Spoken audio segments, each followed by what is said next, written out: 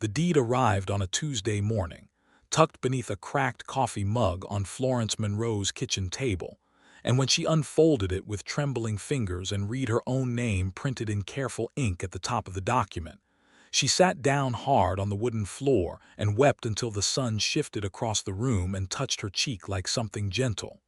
But that was later. That was after everything.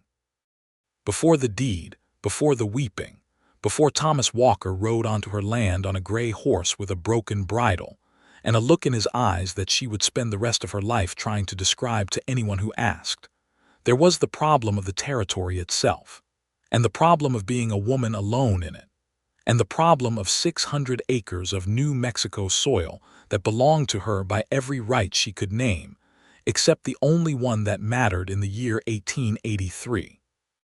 The Mescalero Basin stretched wide and open in those days, a country of red rock and sage and distances that made a person feel very small and very honest at the same time. The Santa Fe Railroad had pushed through the southern edge of the territory 2 years prior, bringing with it speculators and land agents and men with papers who spoke very quickly and smiled very broadly, and were never to be trusted. The town of Redrock sat 12 miles east of the basin, a proper town by frontier standards, with a telegraph office, a general store run by a man named Caleb Hatch who weighed everything twice, a doctor who drank but was skilled, and a land registry office that sat in the corner of the county courthouse like a small, mean god dispensing fate through filed paperwork. Florence Monroe was 28 years old in the fall of 1883, and she had been working the land her father had homesteaded since she was old enough to hold a fence post steady while he drove it in.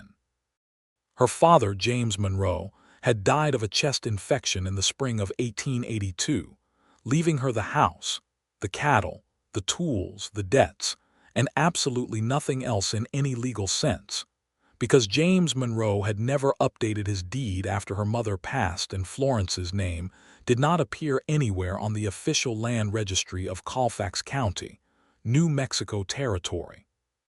She had discovered this fact 8 months ago, not from any lawyer or land agent, but from her neighbor Dolores Vega, who had come to borrow a cup of flour and stayed for 3 hours because she was the kind of woman who understood that information, properly delivered, required patience.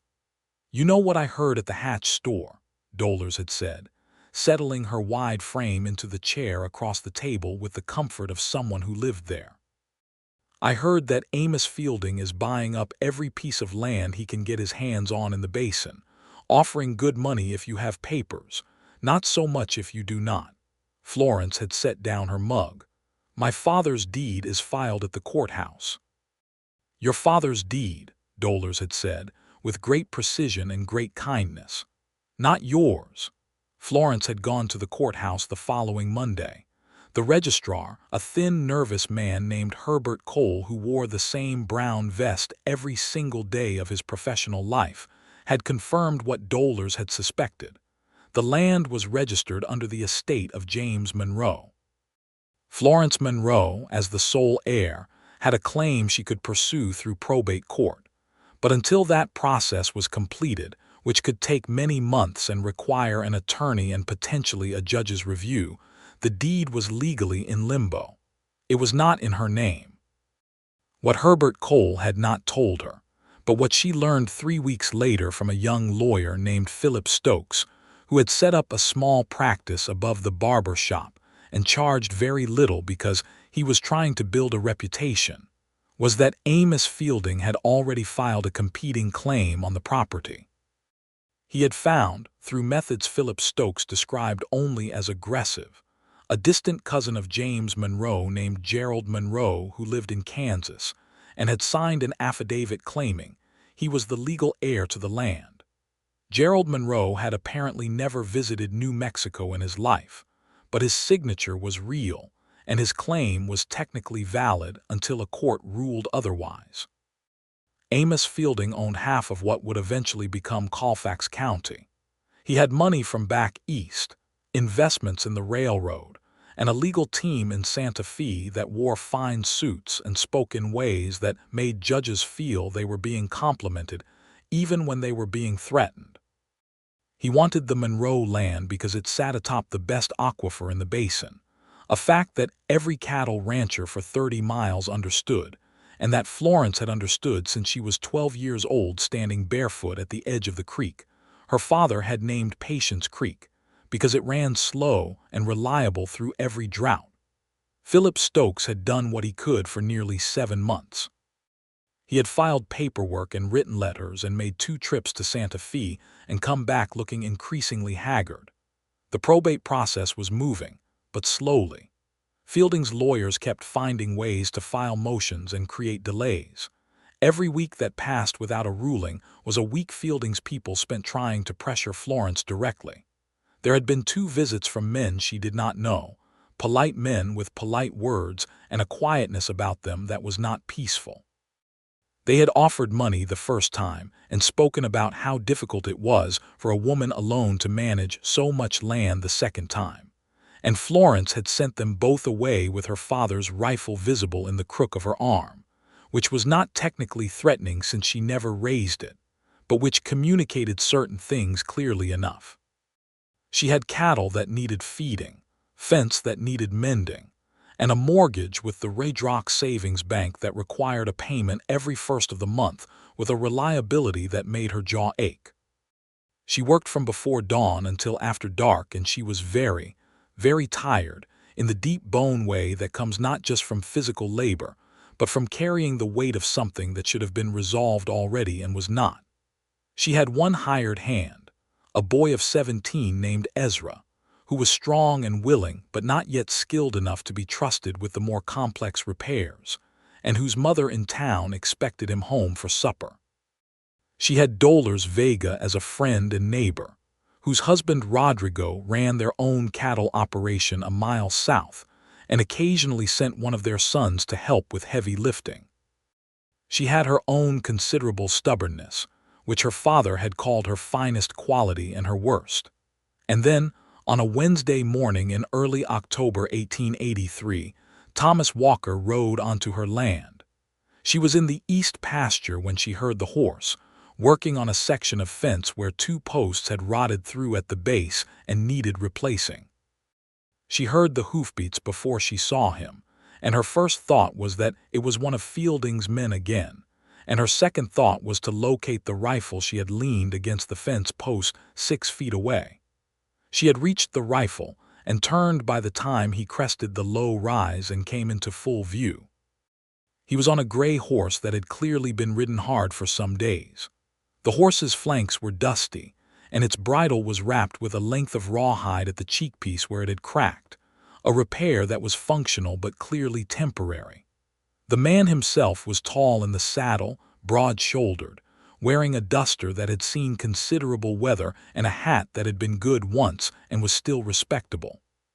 He looked to be perhaps 31 or 32, with dark hair going a little long at the collar and a jaw that needed a razor, and 3 or 4 days of conversation about nothing in particular. He pulled the horse up when he saw the rifle. He did not put his hands up exactly, but he held them very still in a way that communicated he was aware of the rifle and was comfortable letting her keep it. "I am not one of Fielding's men," he said. His voice was lower than she expected and unhurried, the voice of someone who had learned not to waste words. "That is a very specific thing to say to a stranger," Florence said. "It is a specific situation," he said. "I heard about it in town. I am looking for Florence Monroe." "You found her." He looked at her for a moment with an expression she could not read precisely, but that did not contain the particular quality she had learned to watch for in men who came to the basin with an agenda. It did not contain the quality of wanting something from her at her expense. "Thomas Walker," he said. "I am a surveyor, I have some experience with land law and deed filings. I heard what Fielding is doing and I would like to help if you will have me." Florence kept the rifle where it was. "Why?" It was the correct question, and he seemed to understand that. "I had a sister," he said, and then stopped for a moment as though deciding how much of that sentence to give her. "She had land in Texas. Similar situation, different man. She lost it. I was not there and could not help, and I have thought about that most days since. That is the honest answer. I am not asking you to trust it completely. I am asking you to let me show you what I can do." Florence studied him. He did not shift under her gaze, which she found significant. Men who were lying usually shifted. "You can put your horse in the second paddock," she said. "There is water and some hay. Come to the house when you have settled him, and I will hear what you have to say." She kept the rifle in hand until he was past her, which was not rudeness but practicality, and which he appeared to understand completely. She had water heating on the stove and cornbread in the pan, and the deed documents spread across the kitchen table by the time he knocked at the door and came in at her invitation. He took off his hat inside, which she noticed, and he looked at the papers on the table the way she imagined a doctor looked at a patient, with attention and without alarm. She set coffee in front of him and sat across the table and told him the entire situation from the beginning, because she was a woman who had learned that half information led to twice the trouble. He listened without interrupting except twice, once to ask about the date on Gerald Monroe's affidavit and once to ask whether Philip Stokes had filed a competing heir declaration on her behalf. When she was done, he turned the deed documents over slowly and read them in the careful way of someone who read documents often. "Stokes is a good man," Thomas said, "but he is trying to fight the probate from the front, which is the slow way. Fielding's people know that. They can delay probate for another year if they want to. Long enough for you to fall behind on the mortgage, and long enough for Gerald Monroe's claim to gain enough legitimacy through an action that a sympathetic judge might rule on it." "That is what I understood from Stokes," Florence said. "What Stokes may not have considered," Thomas said, setting down the document and looking at her directly, "is that your father's original homestead filing contains a spousal and heir addendum clause. A lot of the filings from 1866 and 1867 do, because the General Land Office was pushing a particular form that year. It does not transfer ownership automatically, but it establishes an heir presumption that is different from the standard probate claim. If we can file an heir presumption petition referencing that addendum clause directly, we bypass the standard probate timeline and force the court to rule on your standing specifically, not on the general estate. Fielding's lawyers can delay a general probate. They cannot delay a standing ruling as easily because it goes to a different court calendar." Florence was very still. "Can you prove the addendum clause exists in my father's filing?" "I can locate the original filing if it is in the Territorial Land Office archive. I have contacts there.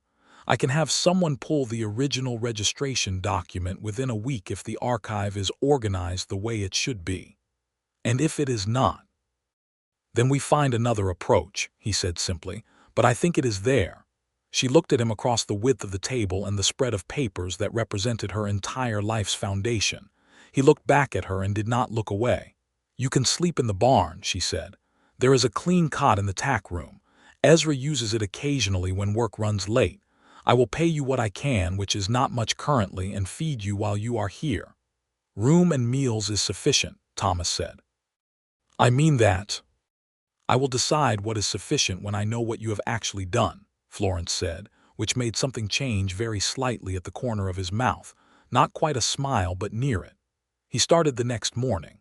He wrote 3 letters in the first 2 days at her kitchen table, using her ink and her paper and writing in a hand that was clear and careful. One went to Santa Fe and the Territorial Land Office. One went to a man in Albuquerque he described as a records archivist. One went to Philip Stokes, which he showed to Florence before sealing it, explaining what he was proposing and why. Philip Stokes came out to the ranch the following Saturday, and the 2 men talked for 2 hours at the kitchen table, while Florence sat with them, and listened and occasionally corrected Thomas on details he had gotten slightly wrong about her father's specific timeline. At one point Philip looked at her and said, "He knows what he is doing," with a note of relief that Florence found both encouraging and slightly irritating, since she had made the decision to accept his help based on her own assessment, not one that required confirmation. Thomas was, she discovered over the following days, an exceptionally useful person to have around a ranch. He did not offer to help and then do a careless job. When he mended fence, he did it properly, pulling posts and setting them in new holes rather than just bracing them. And when he helped Ezra move the cattle to the north pasture, he did it without drama and without the competitive posturing that some men brought to working alongside a young hand who might feel his competence was being judged. She watched him work the way she watched everything, carefully and without making it obvious. He worked the way people worked when they had been doing physical labor their whole lives, not showing off, not complaining, just steady and effective. His hands were calloused in the way of someone who rode a great deal and worked with rope and tools, not the soft hands of a desk man or the roughened-up hands of someone pretending. She learned things about him in pieces over meals, because he was not a man who offered his history in large quantities. He had been born in Missouri in 1851. He had come west at 20 following a brief and unhappy stint working in a stockyard that he described without embellishment as the worst smell a person could ever stand. He had learned surveying from a man in Colorado named Aldous Beale, who had taken him on as an assistant because Thomas could read a level and had good spatial instincts. He had surveyed land in Colorado, Wyoming, and Texas, and had been working through the New Mexico territory for the past 2 years. The sister in Texas, whose name was Margaret, had been older than him by 5 years. She had married a man who died, and the land had been in her husband's name, and when his family had contested it, she had fought and lost and eventually moved to Kansas City, where she had found work as a seamstress. She was alive and doing reasonably well, he said, but she was no longer on the land she had planted and tended for 11 years, and that mattered in a way that was difficult to explain to people who had not watched it happen. Florence understood. She said so without elaborating, and he nodded once, and that exchange contained more mutual understanding than some conversations she had witnessed that lasted hours. The response from the Territorial Land Office came on a Thursday, 12 days after Thomas had sent the letter. He read it at the kitchen table while Florence stood at the stove and pretended to be more interested in the beans she was stirring than she was. "It is there," he said. She turned around. "The addendum clause," he said. It was a standard insertion in the 1866 form. "My contact confirmed it is present in your father's filing. He is sending a certified copy." He looked up at her. "Florence, this is going to work." It was the first time he had used her first name without the formal preceding Miss Monroe, and she noticed it and chose not to remark on it, which was a decision that contained within it something she was not yet ready to name. "Do not tell me it is going to work until it has worked," she said. "I have had people tell me things were going to work before." "That is fair," he said. "Let me say instead that we have what we need to file. That part is certain." She nodded. She went back to the beans. But she was smiling in the direction of the stove wall where he could not see it. The filing happened the following week. Thomas and Philip Stokes went together to the courthouse in Red Rock, and Florence went with them, wearing her best dress, which was a dark blue wool that her mother had made, and which she wore only for occasions that required it. The registrar Herbert Cole looked at them over the rim of his spectacles with the expression of a man who had hoped this situation would resolve itself through inaction, and was now being denied that hope. The heir presumption petition referencing the addendum clause was filed officially at 11:15 in the morning. Philip Stokes shook Thomas's hand with considerable feeling. Thomas held the door open for Florence as they left the courthouse, and she stepped through and stood in the October sunlight and felt, for the first time in 8 months, that the ground beneath her feet was something she might be permitted to keep. Amos Fielding was not a man who accepted legal maneuvering quietly. He appeared at the ranch the following Sunday, which was a calculated choice because it was a day of rest, and he wished to catch Florence at a disadvantage of spirit if not of legal position. He came in a fine buggy with a driver, and with one of his Santa Fe lawyers, a polished man named Garrett who wore a suit that cost more than Florence's fence repairs for the entire past year. Florence saw them coming from the kitchen window and had coffee on the table and her rifle visible in the corner, and Thomas standing at the edge of the porch by the time the buggy pulled up, which was not an accident of timing. She had asked Thomas to be present, not because she needed protection, but because a witness was useful, and because there was something about Thomas Walker's stillness that communicated, without any aggression, that certain approaches would not succeed. Fielding was a heavy man in his middle 50s with the coloring of someone who had spent too many years indoors making decisions about the outdoors. He was not unkind in appearance, which she had always found more unsettling than if he had been obviously villainous. He greeted her pleasantly at the door and accepted the coffee she offered, because refusing it would have been impolite, and Amos Fielding was, above all things, careful about appearances. "Miss Monroe," he said, settled at her table with his lawyer beside him and Thomas standing near the stove with his arms crossed and his face neutral. "I understand you have made a legal filing regarding this property." "I have," Florence said. "I admire your determination," Fielding said, and the word admire contained within it approximately 14 layers of condescension that she felt she should count, though she did not display this feeling. "But I want you to understand that my concern here is not adversarial. I have been trying to make sure this land is properly managed.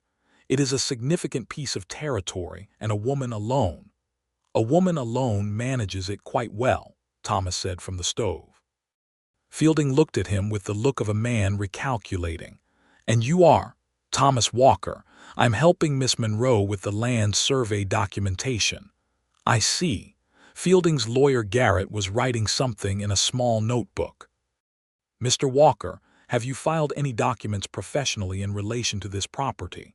"I have provided research assistance," Thomas said. "The filing was handled by the licensed attorney of record, Philip Stokes." Garrett continued writing. Fielding looked at Florence. "I will be direct," Fielding said. "The heir presumption filing will face challenges. My legal team believes the addendum clause you are referencing was not applicable under the specific homestead category in which your father registered. That argument will be made before the court, and it may succeed. I am offering you a fair price for the land and a period of grace in which to remove your belongings and relocate." Florence set down her coffee cup with perfect steadiness. "Mr. Fielding," she said, "I was born on this land. My mother is buried in the grove east of the creek. My father worked this soil for 17 years before he died in that bedroom." She indicated with the smallest motion the closed door to her left. "The price you are offering is not a fair price for any of that. I am not selling. I am not relocating. I intend to have my name on this deed and to remain here for the rest of my life. I would appreciate it if your men stopped riding along my fence line and if your lawyers found another way to spend their considerable talent." There was a silence. Garrett stopped writing. Fielding looked at her for a long moment, and she looked back at him and did not blink. "I think we are finished here," Fielding said, and stood, and thanked her for the coffee with perfect courtesy, and left. When the buggy was gone down the road and the sound had faded into the distance, Florence let out a long breath through her nose, and Thomas moved from the stove and leaned against the table and looked at her. "That was very well done," he said. "Do not patronize me," she said, but without heat. "I am not patronizing you. I mean it genuinely. You were extraordinary." She looked at him then, really looked at him, and something passed between them in the space of that moment that was not yet love, but was the kind of recognition that love grows from, the sense of being fully seen by someone who has no reason to flatter you and is therefore probably telling the truth. "I need to check the cattle," she said, which was true, and she went outside, and he let her go. Over the following weeks the rhythm of the ranch and the rhythm of the legal proceedings wove together into the pattern of their days. Thomas rode to Redrock twice a week to confer with Philip Stokes and to collect any correspondence. Florence ran the ranch, and he helped wherever she directed him, without being asked twice. Ezra, the young hired hand, had initially been somewhat suspicious of Thomas in the territorial way of 17-year-old boys around men. They did not know. But Thomas had spent an afternoon teaching Ezra a knot technique for fence repair that was considerably more efficient than the one Ezra had been using. And after that, the suspension was replaced by a comfortable working relationship. Dolores Vega came by twice a week, sometimes more. She brought food when she came, empanadas or tamales or a pot of something warm, and she sat at the kitchen table and talked and watched Thomas Walker with the assessing look of a woman who had been happily married for 22 years, and therefore considered herself qualified to evaluate romantic potential in others. She said nothing about it directly to Florence for quite some time, which was its own kind of commentary. The court date for the heir presumption petition was set for the 4th week of November. Fielding's lawyers had filed 2 preliminary motions, both of which the judge, a precise man named Honorable David Reyes, who had been on the Colfax County bench for 11 years, had denied with opinions that were brief and not particularly sympathetic to the motion's arguments. Philip Stokes was cautiously optimistic. Thomas was more than cautiously optimistic, but kept that opinion to himself around Florence, honoring her instruction not to tell her something was going to work until it had worked.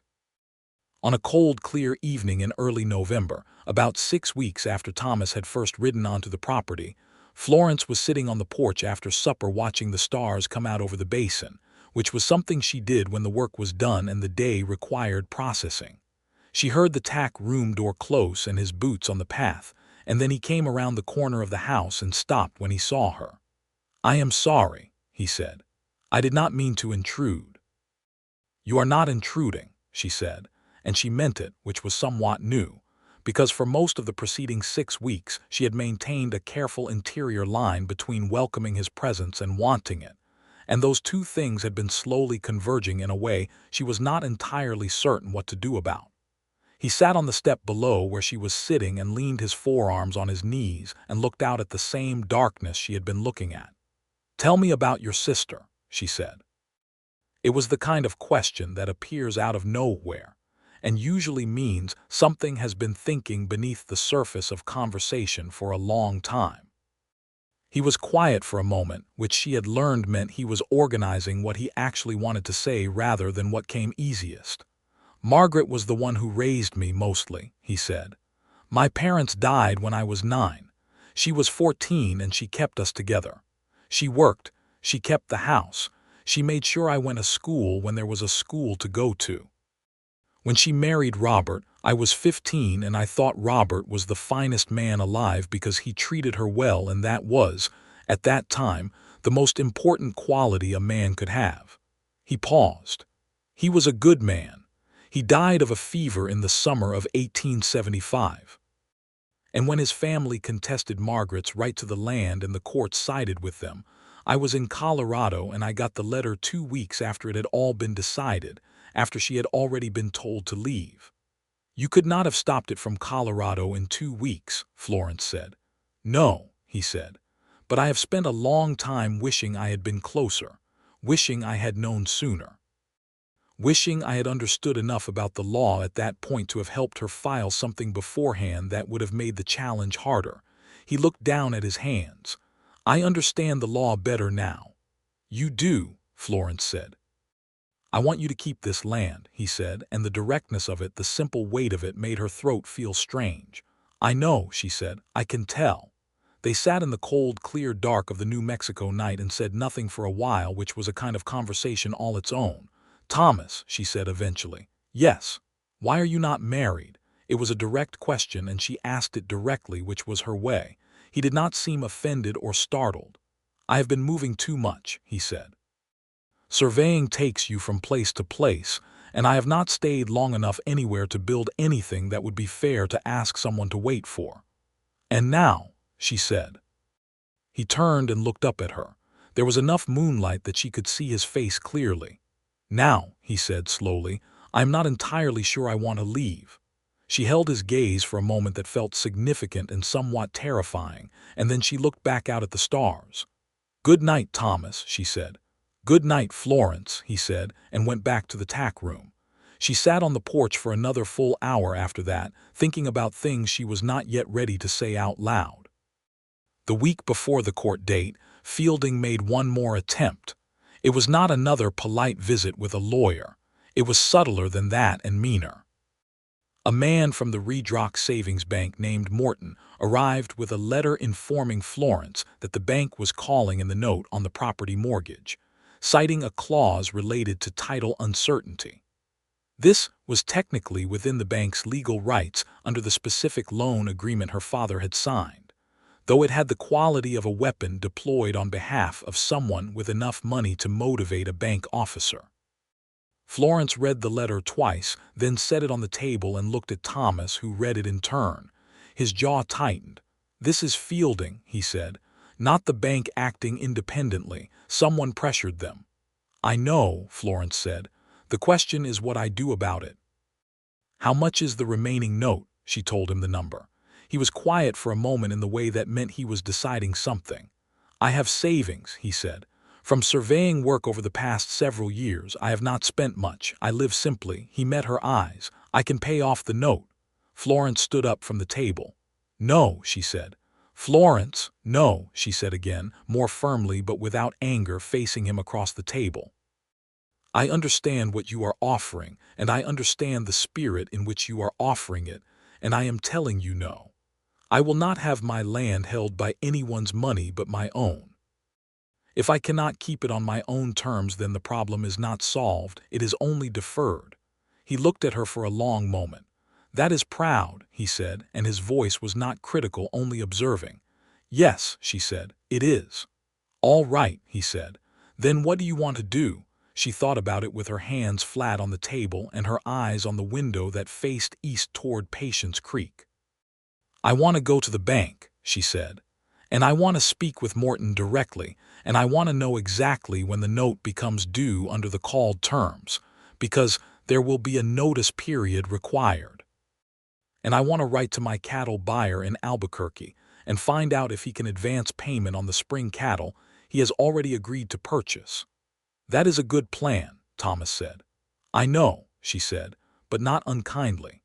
They went to the bank together, which she had not intended but which she did not prevent when he saddled his horse alongside hers without discussion. Morton received them with the shifty-eyed politeness of a man who knew he was doing something he was not proud of. The notice period was 30 days, which gave her until the 7th of December. The cattle buyer in Albuquerque, a man named Vicent Torres, with whom her father had had a 15-year business relationship that Florence had maintained with equal professionalism, agreed by telegram to advance 3/4 of the agreed spring payment based on the confirmed existence of the cattle he had personally inspected the prior summer. It was not quite enough to retire the full note, but nearly.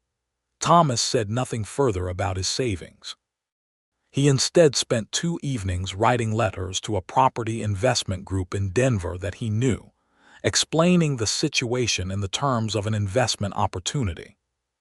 The response came by telegram 4 days later, a short-term bridge loan at reasonable terms, available if the legal standing was resolved favorably. Florence read the telegram and looked at him. "You did not ask me before writing that letter," she said.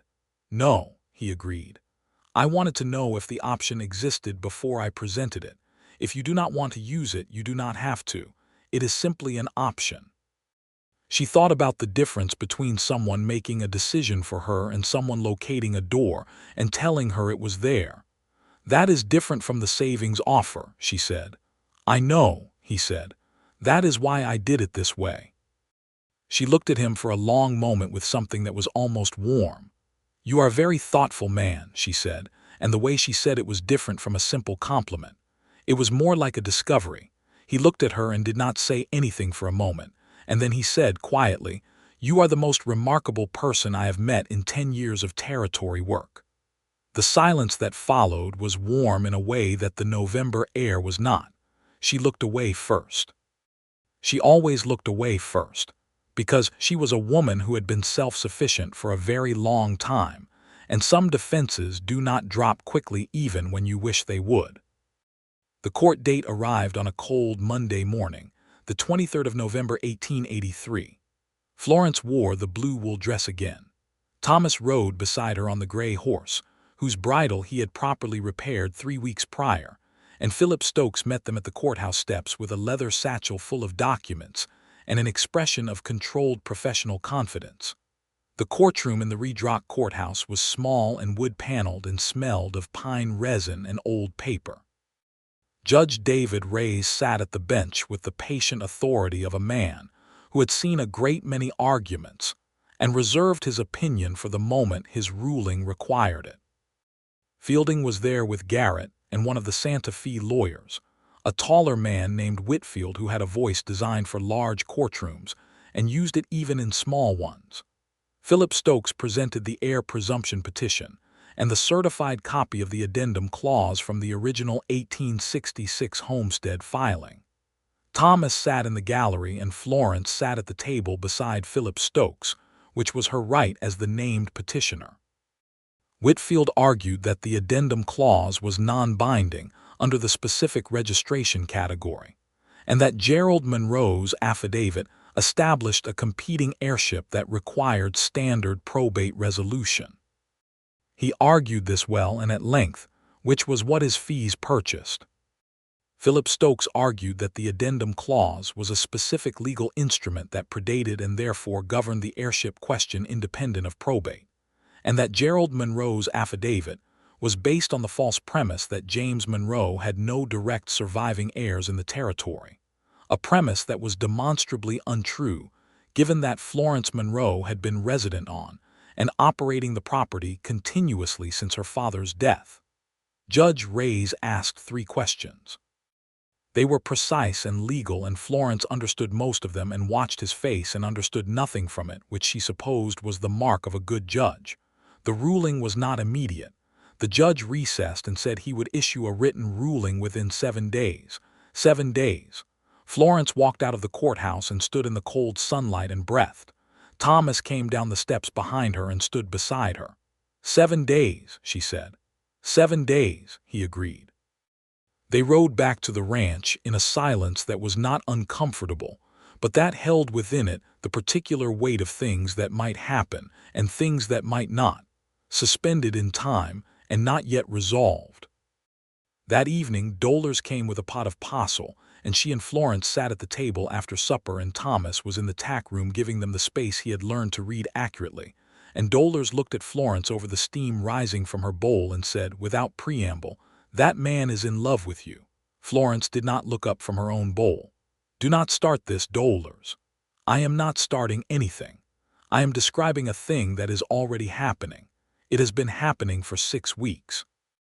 I have watched it from a distance and from across this table, and it is very clear to me. He is here to help with the legal situation," Florence said. "He is here because he wants to be here," Dolers said.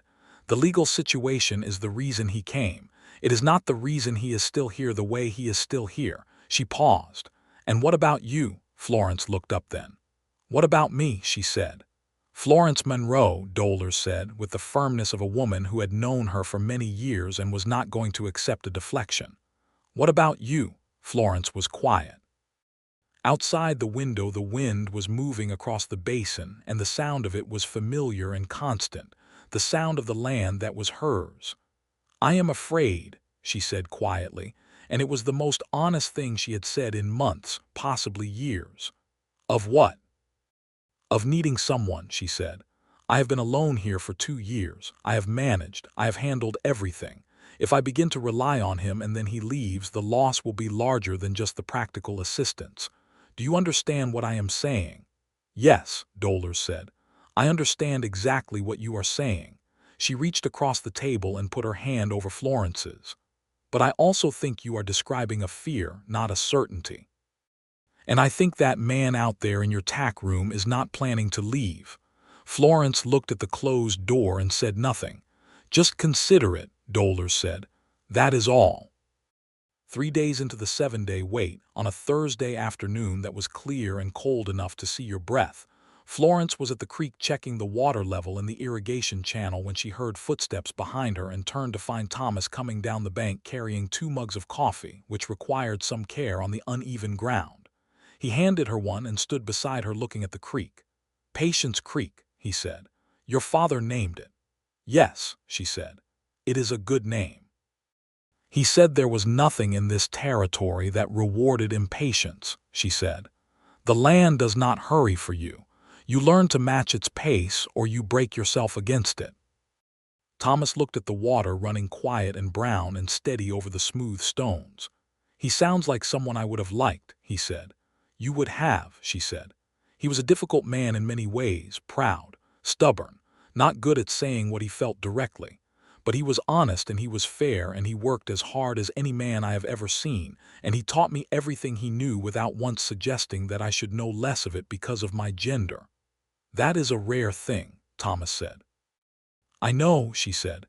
They stood by the creek and drank their coffee, and the water moved past them carrying the cold light of the November afternoon. "Thomas," she said. "Yes." "If the ruling goes against us, it will not," he said. "You told me not to say that," she said, and there was something in her voice that was almost humor. "You are right," he said. "I am sorry. What were you going to ask?" "If the ruling goes against us," she said carefully, "and I lose the property, I will need to know what options remain. Philip says an appeal is possible." "It is," Thomas said, "and I would help you pursue it. I want you to know that.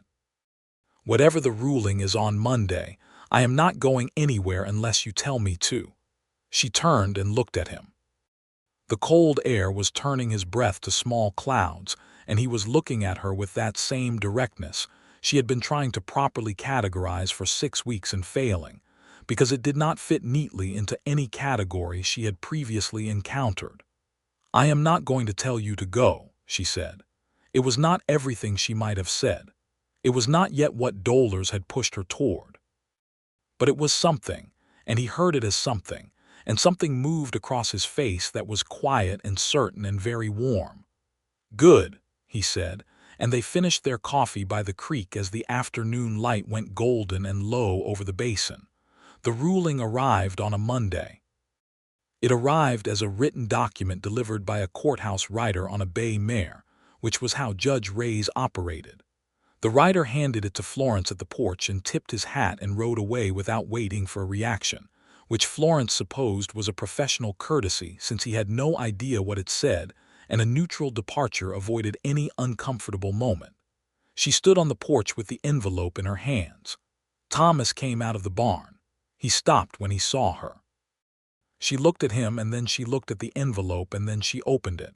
She read it twice. Then she looked up.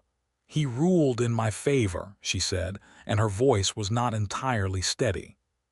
"He ruled that the addendum clause establishes direct heir presumption that supersedes the probate timeline, and that Florence Monroe is the legal heir of record with full standing to proceed with deed transfer in her name.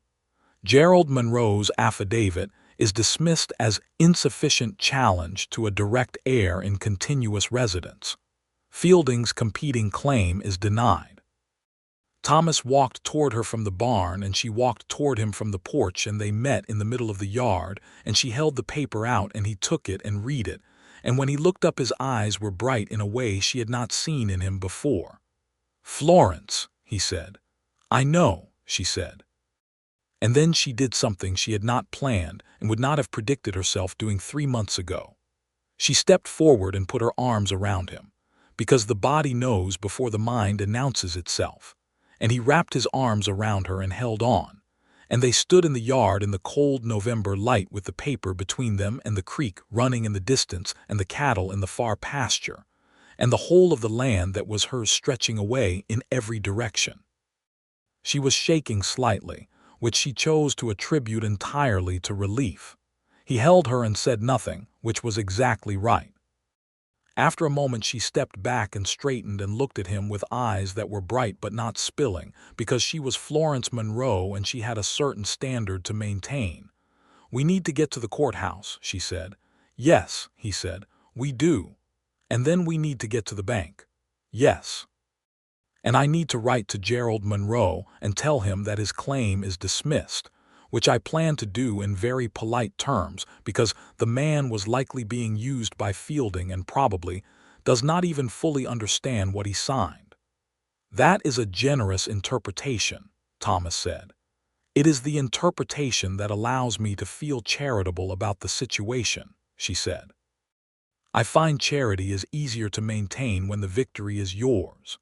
He smiled then, a full smile, which she had seen in partial forms before but not quite like this, and it rearranged something in her chest that was difficult to catalog and easy to feel. The deed transfer was filed at the courthouse that afternoon. Herbert Cole processed it with a face that suggested he was fighting a small internal war and had chosen the correct side against his preferences. At 4:15 in the afternoon of November 28, 1883, the deed to 600 acres of Mescalero Basin land was officially transferred into the name of Florence Monroe. Her name on the deed, her name on the land. She stood at the counter and looked at the filed copy and felt the truth of it move through her like warm water. Thomas stood beside her and said nothing, which was what the moment required. They went to the Raydrock Hotel dining room for supper, which was Florence's suggestion, because the day warranted something more than cornbread at the kitchen table, and because she felt a desire to sit across from Thomas Walker in a public room and have a proper meal, which was a feeling she had been having in a low-grade way for several weeks and was now willing to act on.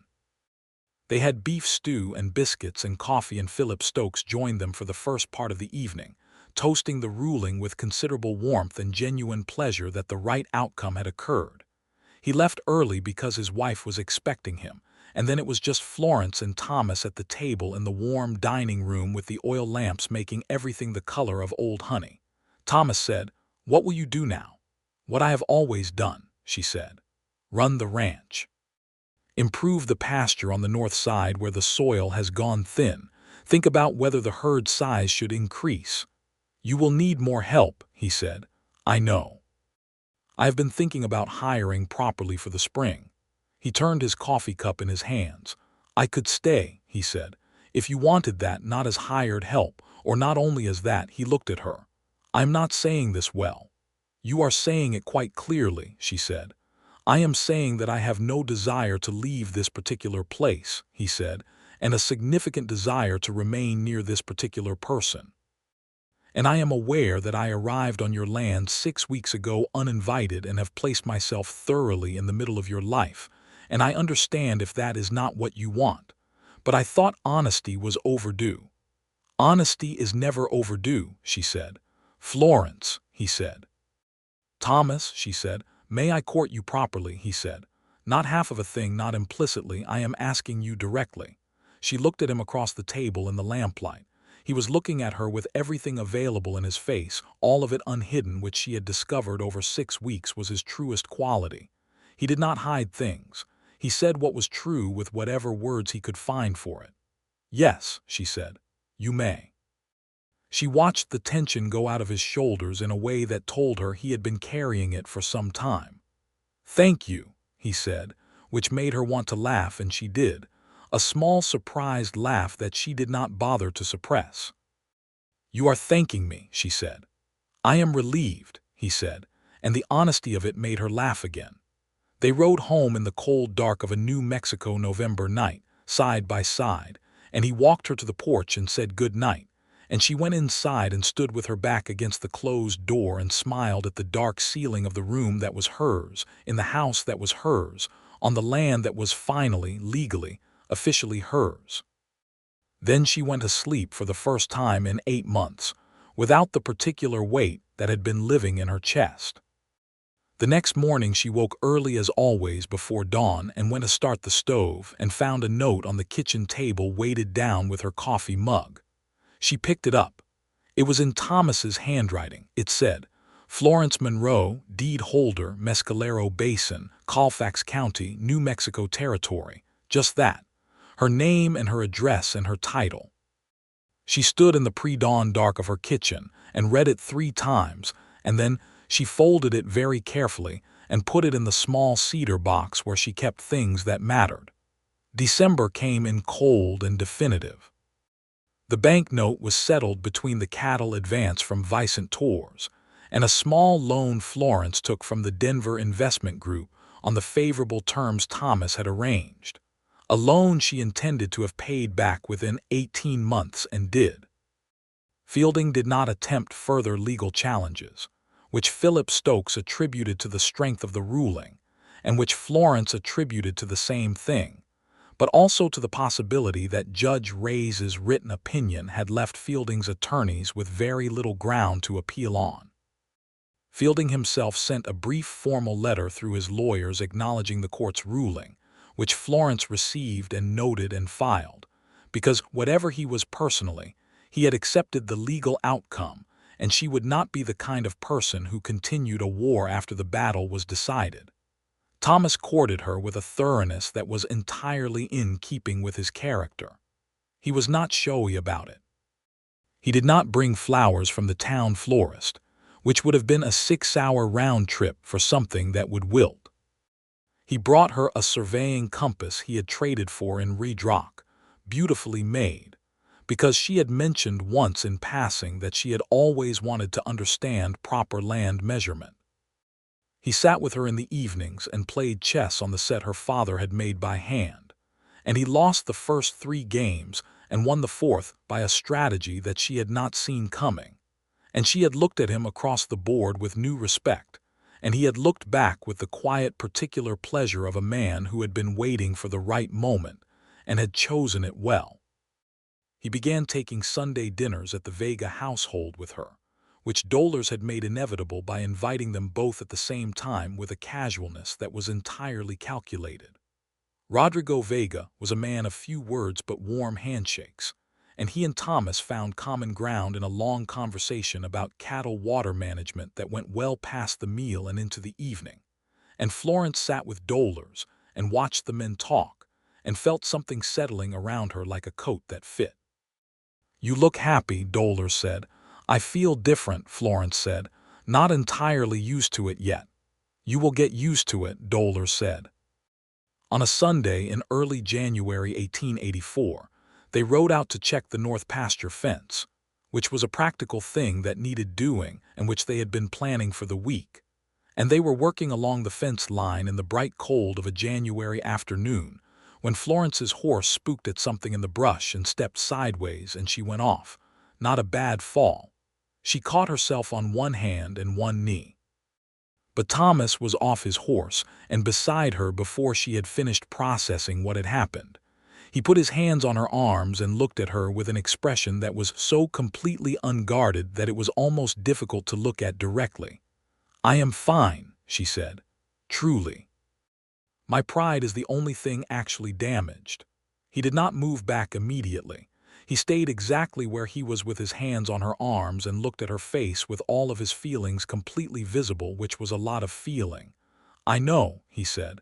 "I just needed to see that you were." She put her hand over one of his where it rested on her arm. "Thomas," she said. "Yes," he said. "I love you," she said, because she was Florence Monroe and she was not going to say something halfway or make a person wait longer than was necessary when she had already made up her mind. He exhaled slowly, the way a person does when something they have been carrying has been set down. "Florence," he said. "You do not have to say it back immediately," she said. "I said it because it was true and I wanted you to know it. You do not have to. I love you," he said, and it was so immediate and so completely without performance that it stopped her mid-sentence. "I have loved you since approximately the 3rd day I was here, and you told Amos Fielding that the price he was offering was not a fair price for any of it, in exactly those words. I have been trying to be a gentleman about the timing." She laughed. It came out surprised and warm and full in a way her laughs had not been in a long time. He kissed her then, there in the cold of the north pasture with the fence post behind her and the blue sky enormous overhead, and it was entirely the right place for it because it was her land and it was her life, and he was the person she wanted in both of them. She kissed him back with equal commitment, which startled him slightly and delighted her. Her horse, who had no sense of occasion, was chewing contentedly on the winter grass 10 feet away. Thomas asked her to marry him in March. He did not do it with theater. He did it at the kitchen table on a Tuesday morning, which was in some ways the most appropriate setting because the kitchen table was where they had met, and where the work of her life had been spread out between them and where they had built the understanding that had become everything else. He said, "I want to spend the rest of my life on this land with you if you will have me. Not because of the land, because of you. I want to marry you, Florence Monroe." She had known it was coming.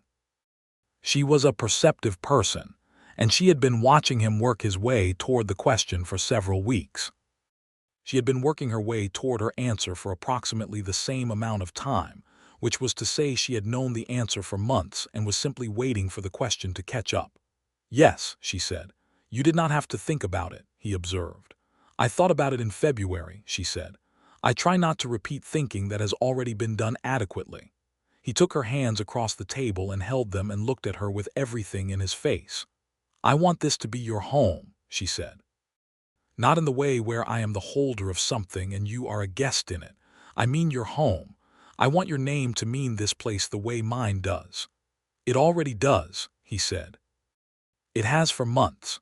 They were married in April of 1884 in the Redrock Methodist Church, which was a small white building that had been built 3 years prior and was the sort of plain, honest structure that fit the territory. Dolores Vega was Florence's witness. Rodrigo Vega stood with Thomas. Philip Stokes attended with his wife. Ezra came in a clean shirt and stood in the back row with his mother and looked alternately pleased and overwhelmed by the proceedings. Florence wore the blue wool dress because it was her finest, and she carried a small bunch of early wildflowers that Dolores had gathered from the ridge where they came up in April in the thin rocky soil, small and stubborn and very bright. Thomas wore his good shirt and a jacket he had bought in town and his cleaned and polished boots, and he looked, Florence thought, like exactly what he was, a man who meant everything he was about to say. The minister, a kind man named Reverend Akeson, who had been in the territory for 4 years and had developed a practical approach to his vocation, kept the ceremony simple and sincere. When it was done and the papers were signed and they were outside in the April sunlight with the small gathered crowd of people who had come to wish them well, Florence looked out over the rooftops of Redrock toward the basin and felt the completeness of the day in a way that was difficult to put words to. Her mother's grave was out there east of the creek, and her father's beside it, and the land that bore her name, and now this man beside her who bore her name also, Thomas Walker Monroe, which was what he had chosen and which made her chest feel like something too large for the space it occupied. He found her looking out and stood beside her. "What are you thinking?" he said. "I am thinking about how things were a year ago," she said. He put his arm around her shoulders. "And now," she said and leaned into him, "I am thinking I would like to go home." They went home. The first year of their marriage was a working year, which was the only kind possible on a cattle ranch in the New Mexico Territory in 1884. They rose before dawn and worked until dark and ate well and slept well and fought occasionally about decisions, the way two people with strong opinions and genuine respect for each other will do, and resolved those arguments by the end of the day, because neither of them was built for holding things past the point of usefulness. Thomas's surveying expertise became formally useful when they worked together to establish the legal measurements of the full property boundary, something that had never been done with proper precision in her father's time. The certified survey was filed at the courthouse, and it established, in exact terms, the 612 acres of the Monroe Walker Ranch. Having those precise numbers on record also turned out to be useful the following year when a neighboring homesteader, a man named Darnell who had come from Georgia and was not entirely clear on where his property began, made an innocent assumption about the south fence line. The survey documentation resolved it quickly and without rancor. Thomas hired 2 additional ranch hands in the spring, both of them men in their late 20s with solid references and practical skills. One was named Luis Navarro, and the other was a man named Hector Bright who had worked cattle in Texas for 6 years. With proper help, the ranch began operating with a different kind of efficiency. not the grinding, constant effort of one woman managing alone and one hired teenager, but the productive hum of an operation with enough hands. Dolores Vega arrived one morning in September with her eldest daughter Maria, who was 14 and very serious, and the three women sat at the kitchen table and drank coffee and talked about practical things. And at a pause in the conversation, Dolores looked at Florence with an expression that was asking something without words. Florence said, "I am expecting. March, I think." Dolores made a sound that was entirely undignified and completely joyful. Thomas was in the barn when Florence had told him, 2 weeks before she told anyone else. She had gone out to the barn in the early morning light when it was just the two of them and the sound of the horses in their stalls. And she had told him simply and clearly because that was how she did things. He had turned from the horse he was grooming and looked at her with an expression that she would carry the rest of her life, something that was pure and uncomplicated and certain. And he had crossed the barn floor and held her face in his calloused hands and kissed her forehead and her cheeks and then her mouth, and said, very quietly, "Thank you." "You had considerable involvement," she said, and the way she said it made him laugh with the surprised warmth that was one of her favorite things about him. The boy was born in March of 1885, on a cold, clear night with a midwife from Redrock named Mrs. Thornton, who had been delivering babies in the territory for 15 years, and who was competent and calm, and had seen every possible complication, and handled this birth, which was straightforward, with brisk professional satisfaction. Thomas was in the kitchen because Mrs. Thornton had opinions about men in birthing rooms, and expressed them with a clarity that left no room for negotiation. And Florence had agreed with her, and he had spent 4 hours at the kitchen table drinking coffee and staring at the door, and occasionally standing up and sitting down again and being, as Luis Navarro later described it to Hector Bright, the most nervous, steady man either of them had ever seen. When Mrs. Thornton opened the bedroom door and said, "A boy, healthy, come see your wife," Thomas was through the door before she had finished the sentence. Florence was propped against the pillows with the child in her arms, and she looked tired in the deep, satisfying way of tremendous accomplishment, and she looked up at Thomas with a directness that had always been her way but that held in it something new and wide and permanent. "Come see him," she said. He sat on the edge of the bed, and she placed the child in his arms with the careful directness with which she did everything, and he held the boy and looked at him, and went entirely and completely still in a way that Florence had seen before only when he was looking at the land on a clear morning, the stillness of something very large being felt in a body that is working to contain it. "What shall we call him?" Thomas said in a voice that was not quite right. "James," Florence said. "For my father." He looked at her. "James Walker Monroe," he said. "Yes," she said. He bent his head over the child, and Florence reached up and put her hand on the back of his neck and held him there. Outside Patience Creek ran its slow, reliable course, and the stars over the Mescalero Basin were very large and very bright. James Walker Monroe was a loud baby and an enthusiastic one, interested in everything from the earliest weeks, and Florence managed him with the practical affection of a woman who did not sentimentalize, but who loved with great consistency. Thomas was present in the way of a man for whom presence was not a performance but a fact, changing what needed changing, holding when holding was wanted, walking the length of the house at 2 in the morning when James decided sleep was a negotiable concept. Ezra, who by 1885 was 19 and had grown into his height, and was no longer the boy who had held fence posts, was appointed unofficial second uncle of the ranch by nobody's decision in particular, and everyone's agreement in effect. He had learned enough in the past 2 years to be a genuinely skilled hand, and Thomas had been teaching him survey basics on the weekends, which was a kind of investment in a young man's future that Florence had watched with quiet approval. The ranch grew, not dramatically, not in the speculative land-grabbing way of the Fieldings of the territory, but in the honest way of property that is worked properly. They added 50 head to the herd in 1885. The north pasture soil, which had gone thin, was improved by a method Thomas had read about from agricultural experiments happening in Kansas, involving a rotation of nitrogen-fixing plants that was unglamorous and slow, and worked better than anything else they had tried. By 1887, the north pasture carried cattle that outweighed their south pasture counterparts by 20 pounds at market. Florence began keeping a ledger that was detailed and precise, not just the numbers of expenses and income but the decisions, the reasoning, the outcomes. She had started it in 1883 when the legal trouble began and never stopped. By 1887, it was 3 volumes and Thomas had read all of them and told her it was the most useful document about cattle ranching in the Mescalero Basin that he had ever encountered, which she had received with the modesty appropriate to an observation that she privately agreed with. Amos Fielding left the territory in 1886.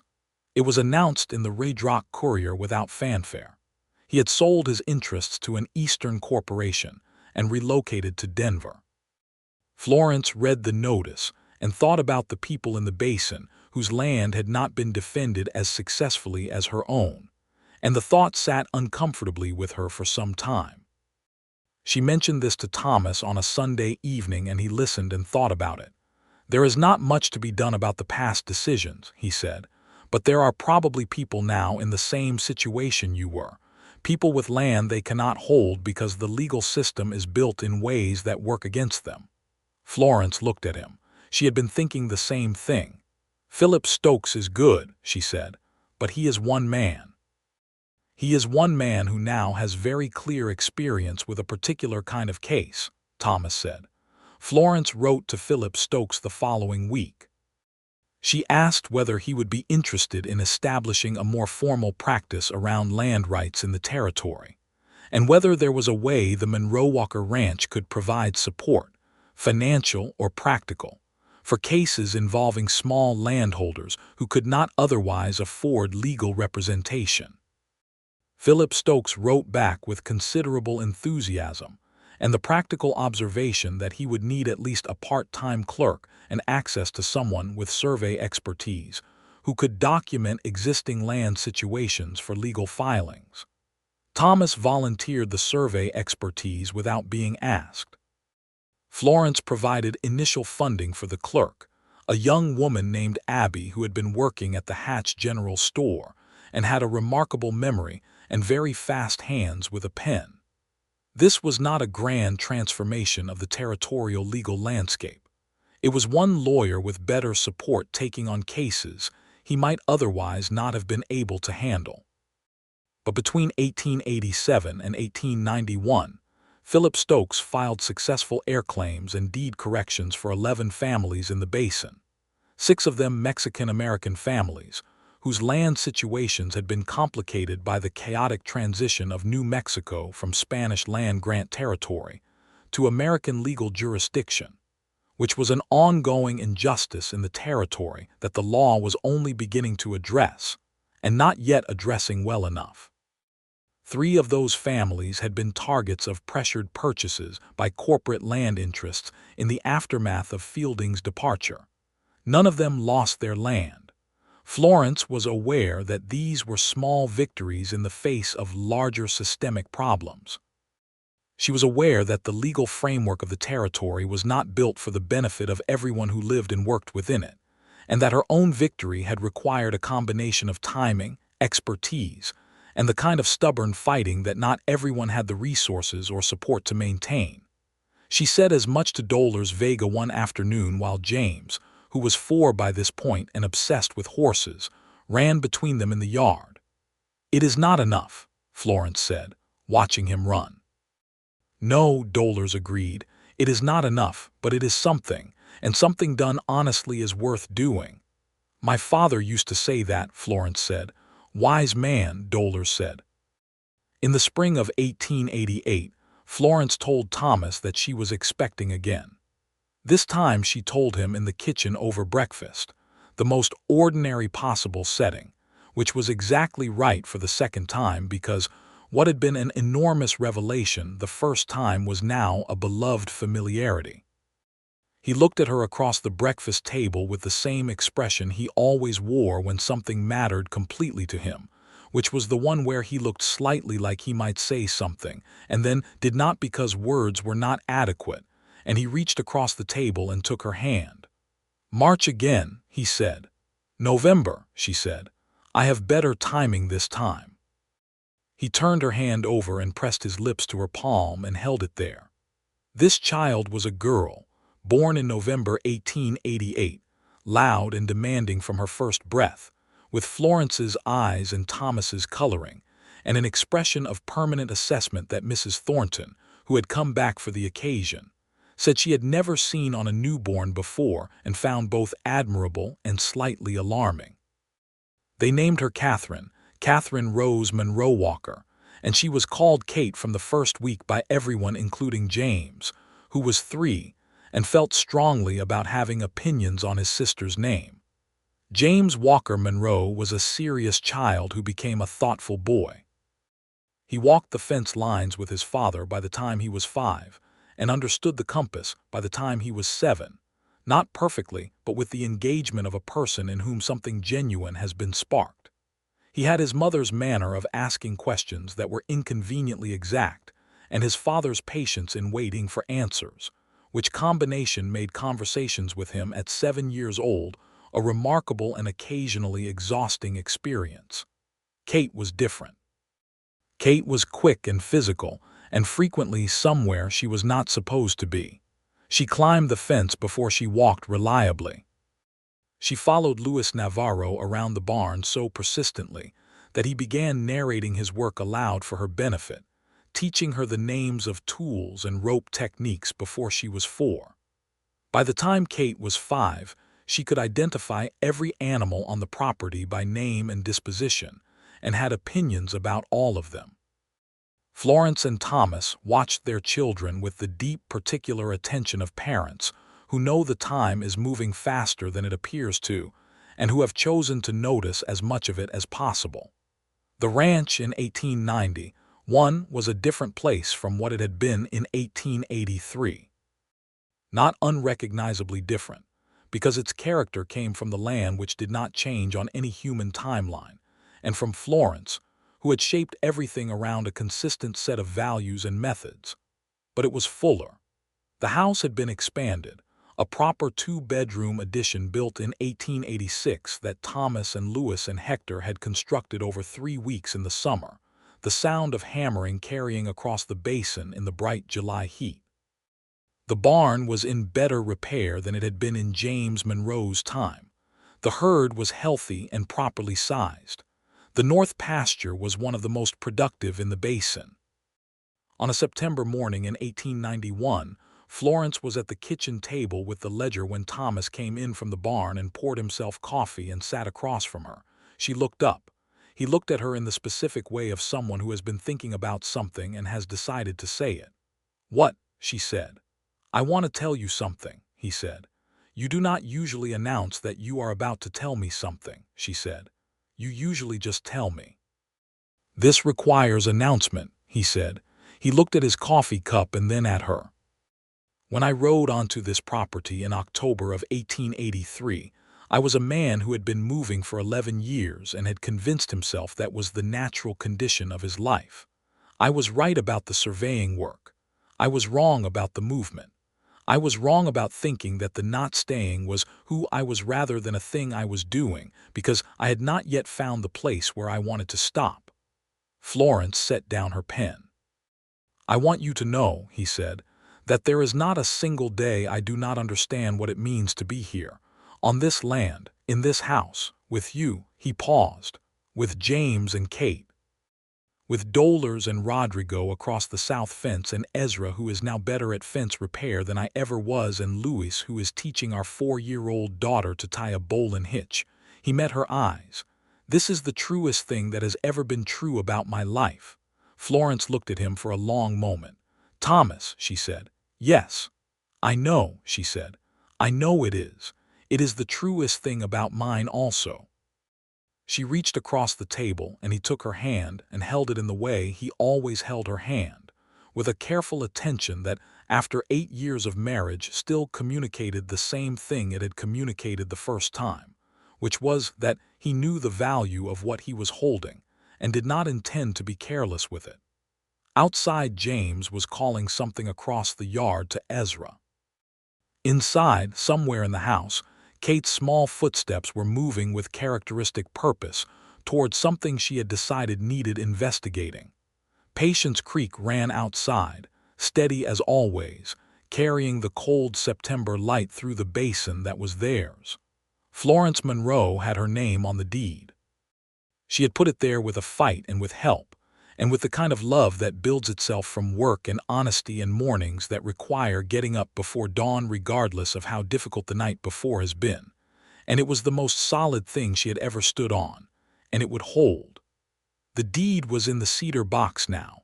Alongside the note, Thomas had left her the morning after the ruling, the note with her name and her address and her title written in careful ink. Florence Monroe, deed holder, Mescalero Basin, Colfax County, New Mexico Territory. She took it out sometimes and looked at it, not often, and not because she needed to reassure herself, but because some things deserve to be looked at directly once in a while so that you remember what you fought for and what it cost and what it became. It became this. All of this. The wide red country and the creek that ran patient through the years, and the man who had ridden in on a gray horse with a broken bridle and loved her with everything he had and was, and the children who were the shape of both of them made into two new people, and the land that held all of it the way land holds everything given long enough, quietly and without complaint, rooted deep in the red New Mexico soil that no one would ever take from her again. She put the note back in the box. She closed the lid.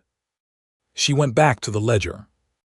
Outside, Thomas's voice joined James's across the yard, and then Kate's voice joined both of them, high and bright and certain, carrying across the basin in the September air as the sun moved west and the light went long and golden over everything that was hers.